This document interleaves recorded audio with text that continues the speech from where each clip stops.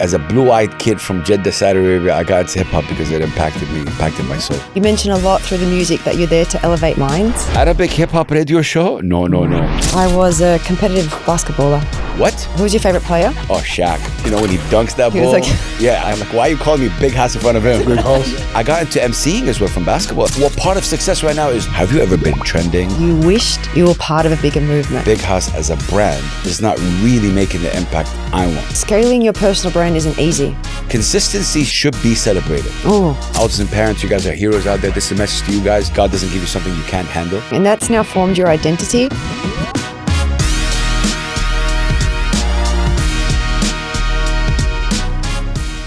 Today's guest has the hugest personality online. I actually haven't met him in person, so I'm so excited to see if his online brand matches who he is in the real world. Honestly, Has, when I approached you because of your huge personality. And I was just like, oh my God, this guy has such a big heart, such a big voice, and your name is Big Has. Yeah. Where did the name come from? Has is short for Hassan, and I got into basketball, and I just got someone gave me this nickname, it's just a basketball name or something like that. Yeah. But yeah, thank you so much for saying that. No, it's very true. Tell me about basketball. I used to actually Basketball's life. I was a competitive basketballer. Yep. I was going to play for States. Fist bump. Yes. You're kidding. My dad played for Lebanon. What? Yep. So he trained me. Wait. Who's your dad? My dad's Dumit Abushdid. He's passed away now, but he used to play in What was his name? Dumit Abushdid. Rest his soul. Basketball is life, fam. I learned English from basketball Did and you? hip-hop. Yeah. I learned English at the age of 14, 15. As a Saudi, growing up in Saudi, back then, we were not allowed to go to international schools. And the English that they taught us in the public schools, I don't know what that was. It was not English. So my dad, may his soul rest in peace and power. He's like, we need to do something. So this is where actually it happened.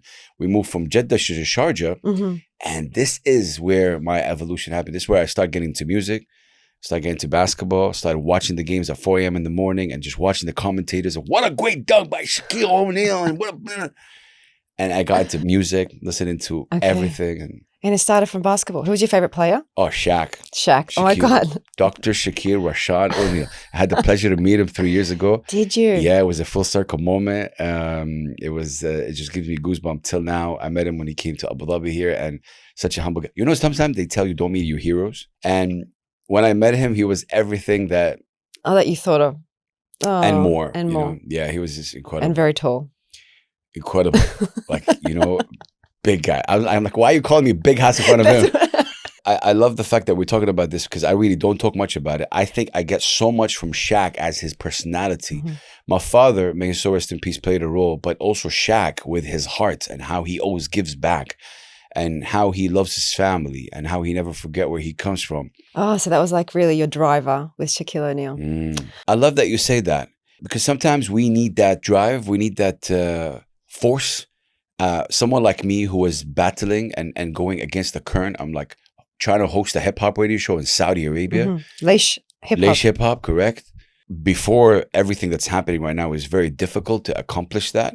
And you needed that, But I knew I was not doing anything wrong against my culture. And I just knew I needed that push. And yeah, sometimes Shaq, when he dunks that ball, I swear, it just gave me There's energy. It's competitive. It's as much as it's a team sport. It's like you're against yourself. You're always tinkering. High performance. Facts. High performance. Michael Jordan, the greatest to ever play the game. No debate. Okay, you guys watching? Don't give me that. LeBron? No. Michael Jordan said that there's no I in team, but there's an I in win. So sometimes you got to be knowing as a leader when to take over, right? When to take over. You have to, obviously, like you said, it's a team thing.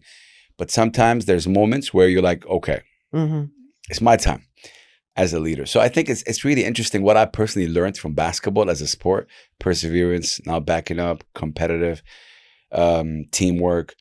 But also it saved me from a lot of things, to be honest, as a game. Because I used to play a lot. You're talking 12 hours a day. It's obsessive. Yes. I used to sleep with my basketball. Nice. I would sit there. We all did that. See, I already connected with this incredible human. I got into MCing as well from basketball, actually. Oh, Come thinking about it, yeah, because I started. Someone asked me one time, they were organizing a street ball competition in Jeddah. And they're like, "Yo, you play basketball? You're gonna MC this?" Like, yeah. And I got into MCing, which is something I love to do right now. So that was the first moment behind the mic? Yeah, I think so. Yeah, thinking about it now, it is. It was. I never really got into it professionally. Mhm. I got into it because everyone around me played basketball. I'm playing basketball. I just happened to have a mic. Yo, everybody, come on, shoot the ball. Like, I don't know. It's good. That's how you elevate energy. And I know you mention a lot through the music that you're there to elevate minds. I love that you say that. Not a lot of people know that, but I do believe in music liberation. I do believe that music elevates, your soul and your mind. Um, you know why? Because this is how I got into it. Like, I got into it because, a few artists uplifted me, changed the way I think, gave me a perspective. Where the news, when I say the news, like I was looking at some artists, to give me the news about what's going on in the world. Not looking at the commercial TV or whatever it is. Yeah. It was through music and art. So yeah, I do have a connection with music. Some people think that music's only for fun, and I get that, it is. But for me, it's a bit deeper than that. It's it could elevate your mind. I would agree with you because I feel like we listen to music in many different moments of our life. Whether we're happy, whether we're sad, I feel like it's a companion. It's always a companion. True. And when you say elevate your minds, it does. It encourages you. It gets you in the mood as well. Like before getting on the court, you put on music with the team, 100%. right? This is why music for me, it's very subjective, right? And doing what I do as a radio host, as somebody who's pushing a lot of local and regional talents, it gets a bit tough because it's also subjective. I'm a human being that likes things. There's certain things I don't like. That doesn't make them bad. It's just, it doesn't connect with me. And if it doesn't really touch my soul, I can't push it. This is who I am. Yeah. I'm just so real with myself. I can't just, yeah, cool, but I didn't connect with that record. And if I connected with that record, I go all out. You push it. Like big time. So, I mean, like Arabic hip hop is so niche. Like I try to be honest, I can kind of speak Arabic. I understand most of it. But when I listen to it, I was like, it's such a whole different world. Oh, yeah. But we have to also understand where it came from. Like hip hop as a culture, which is celebrating now 52, 53 years, started in the early 70s in the Bronx, in New York City. That's where it started. And now there's hip hop everywhere. So when we say hip hop everywhere, what does that mean? We have to understand that hip hop came as a voice of the voiceless. Hip hop came to definitely entertain. Hip hop came to talk about peace, unity, having fun. Hip hop has elements. It's not only rap. Breaking, graffiti, DJing, which is the most important element. DJing, not the click a button DJ and put your hands in the air DJing. Real DJing, right? I'm just saying to people out there, you guys, I don't know what you're doing if you're clapping all the time. But anyway, so it's elements and it's a culture and it's that. So it's interesting you say that because when it first started, Arabic hip hop, when early started, I think like about, let's say 20 years or so, it started very political. Because it was expressive? very, artists were angry, a lot of anger. And that's why it never made it on TV, never really, it was just very, it was a lot of anger. So this is where Arabic hip hop was back then. And now I love it because it's very diverse now. You have the relationship Arabic hip hop, you have the, lovey-dovey situation. It's very diverse. You do have your political, you have your social, your community. But yeah, it's beautiful because it's our culture. And this is what hip hop is all about. You take your culture and you kind of embed it with the art form of hip hop through sampling. And then express it. And you express yourself. This is what it is. I got into that. Okay. As a blue-eyed kid from Jeddah, Saudi Arabia, I got into that. I got into hip hop because it impacted me, impacted my soul. And that's when the birth of Big House happened? Interesting. Yeah, I mean, the birth of Big House. Yeah, I think so. I would say so because I launched the show. I launched a blog. Do you guys know what a blog is? You guys, I started just documenting like the movement, and then in 2010, I went on a journey to launch a FM radio show. And oh man, just looking back at it right now, it was very difficult because no one would accept it. In Saudi Arabia, we didn't have a station. We had only one station, and it was impossible. So I went around the region. I went to Jordan, Egypt, Lebanon. You're pitching. And maybe I never really say that story a lot. So to the people maybe who are still in their positions in the radio, um, I pitched it. Naughty. Yeah. I mean, you weren't visionaries. Naughty. But anyway, it was like, I went there and they were like, without naming the country, they were saying, Arabic hip hop radio show? No. We want, no. And it was like it was a no after no after no after no, right? Yeah. And I realized quickly, really quickly, that this is not going to work out. It's just not going to work out. And in 2011, out of nowhere, 3 stations opened in Saudi. Mm-hmm. And the trick here was this. Just for context, when you wake up in the morning, you would hear a Lebanese woman talk to the Saudi population in Lebanese dialect. And it just didn't make sense for the population in Saudi, right?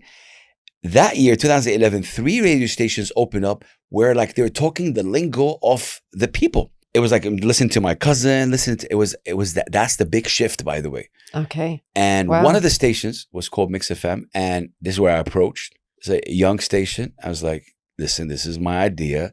And they said no, but I kept rocking and I kept knocking. And, you know, God bless Persistence. the management. Basketball. And then just one day I gave them a show. I gave them a show. Like I put a show together. Oh, wow. And the first record I put was a record by Omar Efendim, who's a Syrian American hip hop artist. And he was sampling Arabic music, right? Mm-hmm. And they were like, what is that? There you go. What I've been trying to tell you for years. Yes, but also it's interesting since this is also about, you know, business. Back then, I'm just thinking about it right now. You're opening things to me. Mm-hmm. You know what I told them? I told them, guys, you have your listenership. What I'm going to be able to do on my show is bring you new people that don't care about radio. Mm-hmm. But on 9 p.m. every Thursday back then, they were going to open the radio so that they can hear what's going on with hip hop, because you have the breakers, the graffiti artists, the rappers, the DJs going to be listening in, because this never happened. Mm-hmm. And I think this is what got them as well. That was the moment. That was the moment. That was like a business approach to it. Like, oh, we're going to get new listeners. Oh, yeah. You know? So you gave them a different perspective. And that's when Leish Hip Hop started in 2011. I'm actually celebrating Mm-hmm. 15 years right now. It's still going on. And it's been a blessing because it's Saudi's first and only FM hip hop radio show. It also kind of delved into supporting a lot of local and regional artists. So I don't only play hip hop. I play a lot of, you know, local and regional artists. That's amazing. And that's now formed your identity as Big Huss. You would say that when they say your name, that's what they think? Yeah. Big hip hop? Yeah, for sure. Somebody that wants to impact. This is who I am. Like so there's an old Bedouin saying that says, إن الإنسان الذي لا أثر له لا حياة له, which means a human being with no impact has no life. I think when I heard that saying, it really impacted me. I was like, how long you gonna live in life? It's what you impact on your time on planet Earth is what really makes a difference. And I think when I started understanding that, and I think I'm still trying to understand how deep and powerful this is, you understand that our time on this earth is limited. If you're able to impact, great. It doesn't matter, small, big. Make an impact. God judges, and I think this is where it comes from. So the persistence that I got from basketball, the never backing down, the why not maybe attitude. They told me you can't host a hip hop radio show in Saudi. I'm like, why not? And when you don't hear voices back, well, because it's a culture. And you know, I'm going to say a story that I don't really talk about a lot, but my first show, I'm celebrating the launch of my radio show in Saudi Arabia. It's a big deal. I'm nervous and like I don't know what to say. And I want to shout out Qusay, who is obviously one of the incredible rappers, one of the founders of Saudi rap. He was with me on the first episode, and I got a message on the text message on the radio in Arabic. It says, "You're forcing an American culture on us.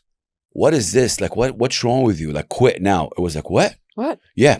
And I swear, I was in between breaks and I saw 2 roads. This was the first show. I saw a road where like, I think this is not a really good idea. People are going to hate it. Like, this is not going to go. Self-doubt. Yeah, big time. And I was like, the other road is like, well, you just have to go with it. You went through a lot already. So you will face those. And it's true. It is an American culture. You see, this is where I start thinking about it, because I kind of looked at it the whole like week and I was like, yes, it is an American culture, Mhm. but I'm trying to give you how this American culture, we're using it to expand and export our own culture. Yes. It's a blueprint. You see what I mean? You can use it Mhm. to promote, to export our tradition, our values as Arab, whether it's through the sampling, the music, which we do have a lot of. This is the crazy part, like, respect to the West, but we have so much authenticity and richness in the Arab region. It's insane how much richness we have when it comes to music and art and poetry. Yeah, I think because they experience a lot. Like if you think about the experience that we have in the Middle East, There's so much. There's so much. There's so much to, There's a lot of substance behind what big they're time. feeling, and what people see in the Middle East is their exposure to a lot of things is far more broader than I think in the Western world. 100%, 100%. And I think music is part of that. You posted something that resonated so much with me. Okay. And I actually wasn't sure how to decipher it because I started thinking about it. You were talking about how you wished you were part of a bigger movement. Ooh, wow. Thank you for saying that. Yes. I mean, it's a bit tough. Take me with you. When I say that, because I wanted to have an impact, I felt I've reached a level where Big House as a brand is not really making the impact I want. Okay. Now, for people listening, they might disagree, or I don't know what they would feel, but this is how I feel about it. When I said that, I said that recently, I meant it in a way where I never was part of a bigger establishment than me that gave me power and tools to make an impact. It was only Big House. Every time I joined something, I was bigger than the entity itself. Your personal brand was bigger than the entity. Yeah. And it felt I Limiting. didn't have the tools and the powers. I never had a place where I can, either record or edit, or I used to do everything on my own. And it got to a place over like 16, 17 years where I couldn't be able to sustain it. Yeah. It's very difficult financially as well. Yeah. I wasn't able to do it. And that's why it's not consistent. I had my podcast. It was like in a car one time, and then I shifted to a studio, and I was like, I couldn't keep it going. Because scaling your personal brand isn't easy. It isn't easy because you feel like it's just you. So if you were to make a wish now and you were to be part of a bigger establishment that you feel like would give you the impact that you want, what would that be? I mean, I'm from an impact. I know when you said it, you weren't complaining, because I understood it, because I work in personal branding. Bless you. Yeah. I thank you for that, because my wife was saying the same thing, and we were talking about how this sounded. It's not complaining. It's more about I want to have the power so I can help you. Yeah. I can help you bigger and better. I'm helping you now, but my help right now is a story on Instagram, a shout out on the radio. You want more distribution channels. I want more impact. Yeah. I want much more bigger. So when it comes to music in our region, there aren't many platforms. So one thing I was thinking about after I said that is like, it's my fault, because I never really, back then, 15, 16 years ago, if I created my own empire, would have become something now. But I didn't. I wasn't focused on that, maybe, or maybe I didn't do it right. You see all these things, or these, I don't call it self-doubt, but all these questions came to mind. I was just so passionate about just launching the radio show, being who I am. And this whole Big House thing came up because I'm going to say something here, and I hope the artists, especially the artists watching this, or anybody actually, understand what I'm saying. Consistency should be celebrated.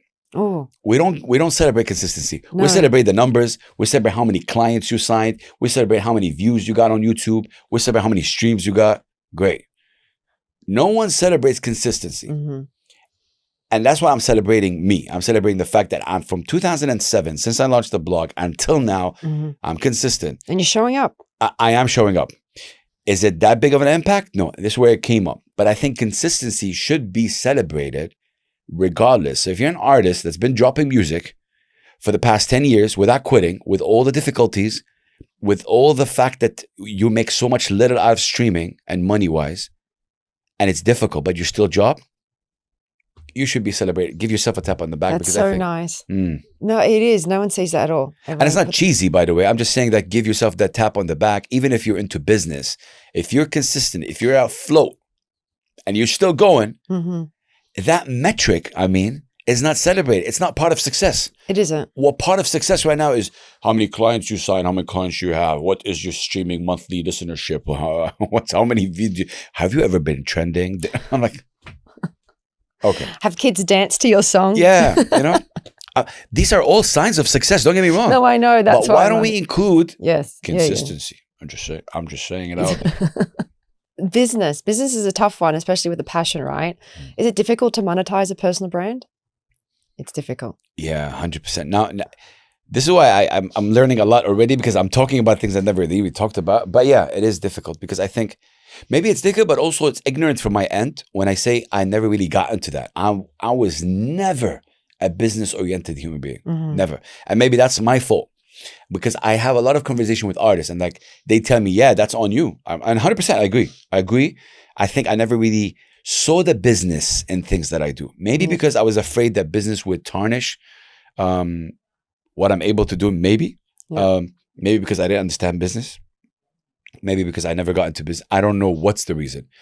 Or maybe, I'm just thinking out loud, because of the things that I've seen that business can do to the culture, I backed away from business. Meaning, when a business comes in and they start thinking money first all the time, it messes with the cultural DNA of the project, of the song, of the artist. You know what I mean? Just it gets to me. Okay. That's what I've seen. That's not the experience of everybody. Yeah. But that's personally what I've experienced. And maybe that's why I have this love and hate relationship with business and how you monetize and what you do. And when you're talking about monetizing right now, Big House as that brand was able. So I host a hip hop radio show in Saudi Arabia. I have a show, for example, right here on Sharjah on Pulse 95 Radio. I MC. I curate events. I have a couple of podcasts, whatever it is. I have, have I been able to monetize out of that? Not really. Not really. The only kind of source of income is the emceeing and the radio. Could I have been monetized more? 100%. If you built that empire, like a media company, or you could start now. Yeah, that's this is where. Look, I am very real with myself and everybody.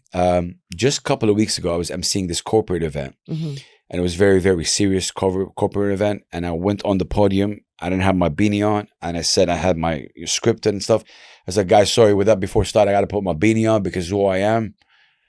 I'm just really real. And maybe sometimes that hurts me. No, when I say that, meaning to reply back to your question, can I start now? I don't know if I have the fuel, because I've been burning so much from 2007. And this is exactly where this came from.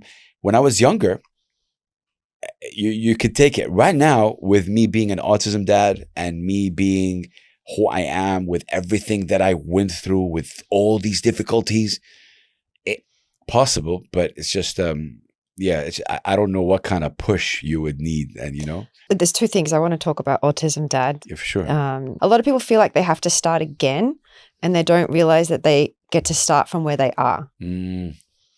So because you're so far ahead and you've done the grunt work, you're in a better spot than most people. So when I say monetize it now, you're actually probably in the best place to monetize it because you've built your brand. True. You have the social proof. When you go and you put, that's the self-doubt. That's the no, true. I'm thinking about it, and this is why I think this is amazing, because it's like I never really portray something I'm not, like, So yeah, 100%. But maybe I don't know how, or maybe I need to ask how, or ask for help, or how it is. It's just been crazy. Like, just thinking about it right now, when I say it's been crazy, it's been how my life trajectory went by from launching the show to obviously when we found out that our son is autistic, and how my thinking shifted to that, and my focus was on that. Yeah. And still is, and will always be on that. And how the business world around me started changing in order to monetize the artists and the artist. I'm just tiptoeing here. The artist around me, and even in some cases changing the artist's core to fit the business. You see my relationship with business, how it is? Yeah, I've seen that a lot in America. So I've got a lot of friends in the music industry in America. The music industry in general has a lot of alter egos. Yes. because that's going to fit what the market wants. Yeah. And that's how you monetize. Correct. And I totally understand, because a lot of their soul gets taken out because they're performing for the money. They're not performing for the love. Now, more than ever for the past 2 or 3 years, you see a lot of artists coming out and talking about it. Talking about like, hey, my label made me do this TikTok dance and I don't want to do it. There's a lot of vocality in it right now. Because the power has always been with the artist. But this is something I've never spoken about. And the fact that we're just saying it, it kind of makes me feel, a bit relaxed, or like, I don't know, so there's some sort of, whew. So yeah, thank you for that. Because I really don't talk about it. I only talk to my wife about this. Like, God bless. I really appreciate it. No, it's difficult. Tell me, how old's your son? He's turning 15 in a month. He's my hero. His name is Ahmad. Shout out to Ahmad. And he's on the autism spectrum. Okay. You mentioned that a lot. Do you feel like that's something you want to advocate for? Because you feel like 100% all the time. Yeah. I don't believe, as kind of my faith always tells me, God doesn't give you something you can't handle. I'm really big on that as well. And when we found out that he's autistic, he was about 2 years and a half. I remember when we got that diagnosis, because he went to a nursery in Saudi Arabia, and we got the feedback saying, your son is a bit weird. I'm like, what do you mean weird? Like, he doesn't respond to his name. He just plays alone. I'm like, okay, maybe it's just him. But we kind of Googled and we kind of asked around, and apparently there's something called autism. I was not aware of it, to be honest, 17, 18 years ago. I heard about it, but I wasn't really informed about it. Yeah. And then we got a therapist, and she confirmed it. And I remember we were sitting on a couch and she told us, and I remember looking at my wife, and we were like, looked at each other, and I was like, okay, what's next? Yeah. We didn't cry. We didn't feel down. It was that sort of moment. And I think that says a lot. That means we're ready for it. We're born for it. Because we didn't go like, oh my God, what are we gonna do right now? How to fix him. Yeah. Instead it was, you know what, great, let's give him a great life. I think he fixed us. He fixed us. Well done, Ahmed. Yeah. He taught me patience. My wife and people that know me very well would tell you I'm not patient. I wasn't patient. Ahmed came to my life, taught me patience. I didn't learn patience from anything else. It was him. Because with autism, when you call his or her name and they don't reply, you can't just be Ahmed, and you have to just say Ahmed. Yeah. And wait for like a few seconds. And so that alone taught me how to be patient. Oh, wow. Yeah. That's a superpower. Patience is a superpower. I do believe it now. That is a superpower. I didn't have that. I didn't have that at all. That's what I mean. It's a superpower. I was a firecracker. I would say it's passion, but also there's a rapper that by the name of Brother Ali. I love him. He says there's a difference between anger and hunger. Anger and hunger. Okay. You see? And I was stuck in between for a bit, So like I'm hungry, I'm passionate, but that kind of, you don't know when it shifted to anger, right? Like you see what it, because I'm hungry you're about on edge. Well, both of them keep you on edge. Yeah. So Ahmed came in and kind of showed me the line. He really made it visible. That's so beautiful. Yeah, it is. But also it showed me something about my wife, that how she takes care of it and how she takes all this in. I was like, whoa, it's something I haven't seen in her. She's an incredible human being. But with that, it was like, so it all kind of put together. God doesn't give you something you can't handle. I believe in that. I believe in that too. So that when that came, it was like, because a lot of people, especially in the Arab region, especially when it comes to men, and I'm talking to you guys out there, especially when it comes to men, the man's job is to go get money. Women's job is to, stay in the house, raise the kitchen. Raise the kitchen. Raise the kids, raise the kitchen, did I say? That's great. Oh, this is going to go viral from this. Raise the kitchen. Raise the kitchen. No, this is the perception. This is nonsense. I mean, in the Middle East, in terms of anything, even mental health, whatever it might be, it's all taboo. Depression. But things are now starting to happen. Like I remember when Ahmed was born, changing his diapers. Sorry, I'm just saying that. And no, as a man, you can't do that. Like, what? I love doing that. Connecting. Oh, that's so sweet. No, I never understood what's the problem with that. Like, it's your kid too. Like, Right. Yeah. Oh, it's a women's job. No.